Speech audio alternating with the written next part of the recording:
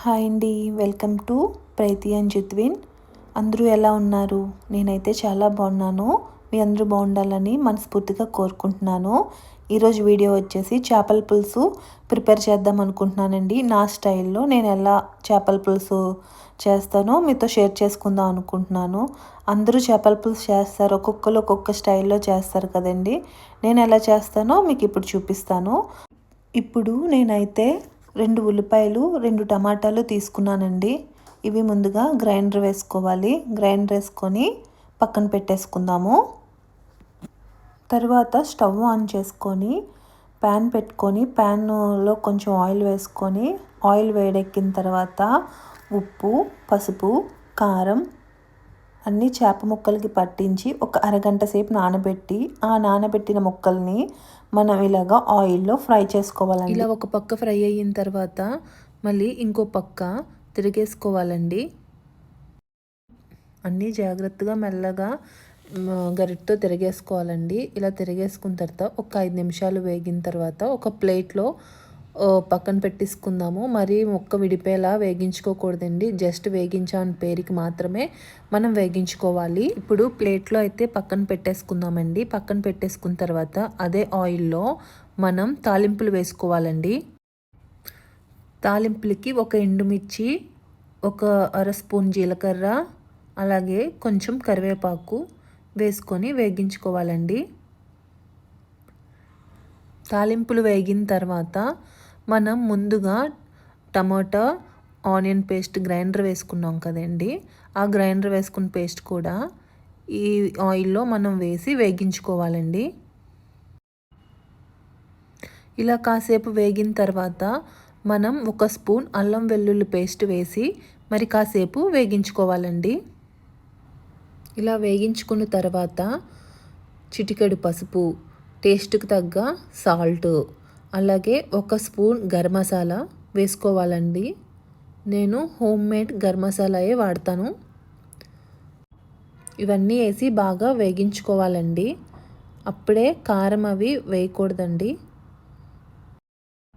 ఈ ఉల్లి ఏదైతే ఉందో అది కొంచెం పచ్చివాసన రాకుండా వేగించుకోవాలండి. ఇలా పచ్చివాసన రాకుండా వేగించుకున్న తర్వాత కొంచెం మనకి గోల్డెన్ కలర్లో వస్తుంది ఉల్లి. అప్పుడు మనం కారం యాడ్ చేసుకోవాలండి. నేను ఒక స్పూన్ కారం యాడ్ చేసుకున్నాను. కారం వేసాక ఇంకొంచెం సేపు ఉల్లిని బాగా వేగించుకుందామండి. ఇలా వేగించుకున్న తర్వాత నేను 20 వరకు పచ్చిమిర్చి వేసుకున్నానండి. పచ్చిమిరపకాయల వల్ల చేపల పులుసు మంచి టేస్ట్ వస్తుందండి. అలాగే 20 వరకు బెండకాయలు కూడా వేసుకున్నాను.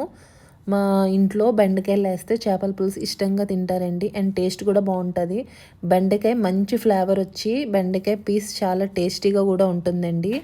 ఎవరైనా బెండకాయ వేసుకున్న వాళ్ళకి టేస్ట్ తెలుస్తుంది. వేయలేని వాళ్ళకైతే ఒకసారి ఇలా వేసి చేపల పులుసు ట్రై చేయండి, చాలా బాగుంటుంది.